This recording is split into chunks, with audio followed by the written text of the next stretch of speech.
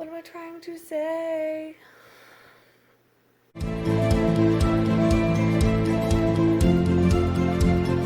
Good morning. It is Wednesday before Christmas, and I'm going to go ahead and start making some stuff. So, I'm going to make something that my other grandmother made every holiday. Here are the ingredients needed for the whole thing. It's normally mini marshmallows. I'm actually going to cut up my marshmallows. That's the added step, and then I'm going to make my Jello. This recipe goes really, really fast, so you have to kind of already be prepared. That's why I'm draining. Kind of have to be prepared. I'm draining my can of crushed pineapple. I'm going to go ahead and make my Jello. And after I make my Jello, I'm going to pour it in here. I got to add that immediately, top it with this, and then it goes in the fridge. Super fast, so I didn't film. But there is the pineapple on the bottom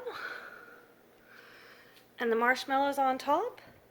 And what I did as soon as the Jello was done, I poured it into the pan and I gave it a little stir, and then I top it with the marshmallows. So I'm going to cover it, I'm going to let it cool for a bit, and I'm going to let it sit for 4 hours. So it's still jiggly in the middle, but I can still put the next layer on. The next layer is going to be sour cream, topped with some mild cheddar. I used about 3/4 of a 16-ounce can, 16 ounce of sour cream. So this is what it looks like. And now I'm going to add the cheese. And this is what it looks like. I'm going to add just a little bit more. Basically, you want cheese in every single bite.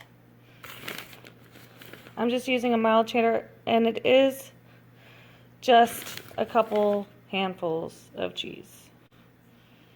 So there you go. And it's because it's jiggly, still going to refrigerate it, and it should be solid by tomorrow. And we're eating it on Friday, so that's even better. This is one of those things you can pre-make. It just gets better in the fridge. But if you enjoyed this recipe, go ahead and give us a thumbs up and hit that subscribe button. There's going to be more recipes coming. And hit that bell notification if you like what you see. But thank you so much for watching, and I really hope you enjoyed this.